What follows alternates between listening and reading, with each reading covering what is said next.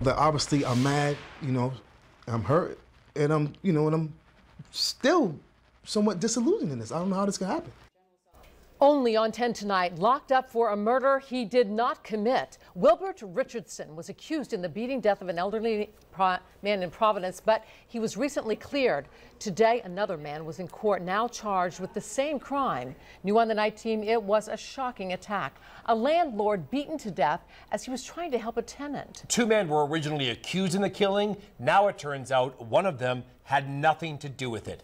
The 19's Brian Crandall is live in the newsroom with the story you'll see only on 10 tonight. Brian? Well, Dan, he was locked up at the ACI. His life turned upside down, and now Wilbert Richardson is trying to get back to normal.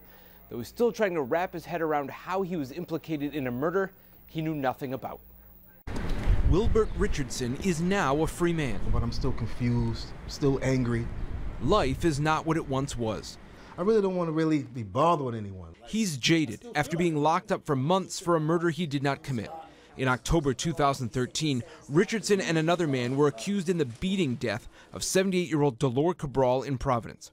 Richardson says he was with his wife at a funeral at the time of the murder, but he was ID'd by another victim of the attack, who he had met before. I don't know why this guy pointed me out. Why he had animosity towards me. And Richardson was accused by Providence police. I asked him honestly, you serious? Use your better judgment. He was hauled into court, charged with murder, and sent to prison, held without bail as the case against him proceeded. So I was thinking about my wife, my family, how is she handling things, thinking about the children, my mom, a whole bunch of different thoughts. Behind bars for 9 months.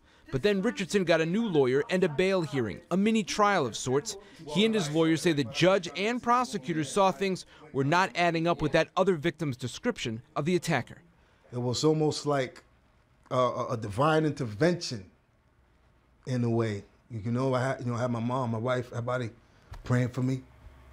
He was put on home confinement for another 9 months before the charges were recently dropped. Richardson's lawyer says the other suspect named another man as his partner in the murder.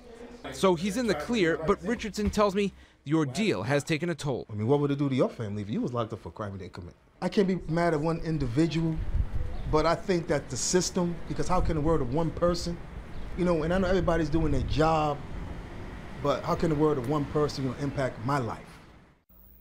And I tried to reach out to the man who ID'd Richardson in the murder, but haven't heard back. The Attorney General spokeswoman simply told me when they get new evidence, they consider it, and so Richardson was cleared. But she wouldn't say any more because the court cases with the other suspects is ongoing. I'm Brian Crandall, NBC 10 News 19.